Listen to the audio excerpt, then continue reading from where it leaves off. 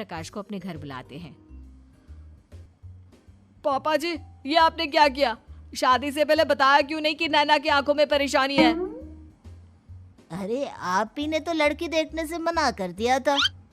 और लेकिन आप बता तो सकते थे। आपको तो हमारी बेटी की प्रॉपर्टी चाहिए थी, वो भी पूरी की पूरी। अब क्या हुआ अगर उसे आधा दिखाई देता है? प्रॉपर्टी तो आपको पूरी मिल गई ना। और ये क्या बात हुई? मेरी शादी प्रॉपर्टी से नहीं, आपकी बेटी से हुई है। अब ये तो पहले सोचना चाहिए था। तब तो मेरी प्रॉपर्टी देखकर तुम्हारी जुबान लप लपा रही थी। लेकिन मैं कानी लड़की को अपनी बीवी बनाकर नहीं रख सकता। पापा कुछ करिए ना आप। हाँ करता हूँ। देखिए ओम प्रकाश जी, आप हमारे साथ ऐसा नहीं कर सकते। और तुम देखो, अगर तुमने मेरी बेटी से शादी तोड़ी ना, तो जो भी प्रॉपर्टी मैंने तुम्हें दी है वो तो पूरी की पूरी वापस ले ही लूंगा, और आधी प्रॉपर्टी तुम्हारी भी लूंगा। अरे मेरी आधी प्रॉपर्टी भला क्यों लेंगे आप? इसलिए क्योंकि मेरी बेटी को आधा नजर आता है और उसकी नजर अभी तक तुम्हारी आधी जायदाद पर ही पड़ी है। अब तुम उसे घर से निकालोगे तो कुछ तो लेकर जाएगी ना। और अगर हम आपकी बेटी को अपने घर की बहू बनाकर रखे तो?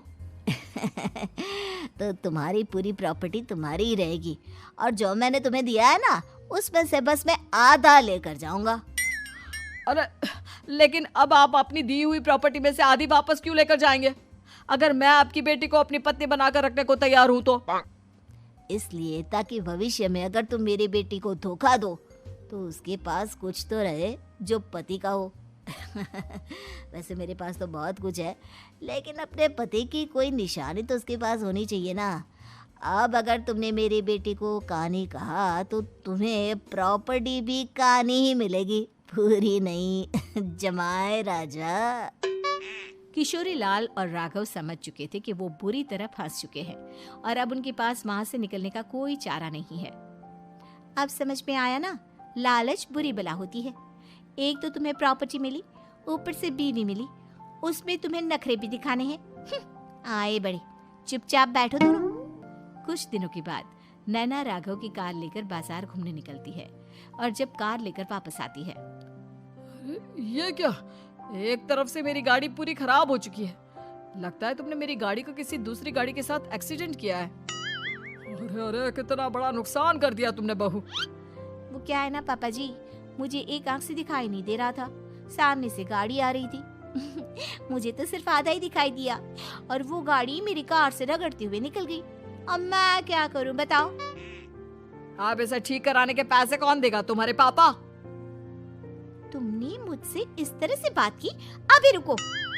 नैना राघव की शिकायत ओम प्रकाश को कर देती है। देखो राघव, अब जो मेरी आधी प्रॉपर्टी तुम्हारे पास थी ना, उसमें से आधी और मैं लेकर जाऊंगा, क्योंकि तुमने मेरी बेटी को डांटा। अरे नहीं पापा जी, गलती हो गई, माफ कर दो। गलती की तो कोई गुंजाइश ही नहीं। अगली बार मेरी बेटी को डांटा तो बची हुई आधी में से आधी और ले जाऊंगा। लालच के चक्कर में हम दोनों ने बहुत बड़ी गलती कर दी बेटा।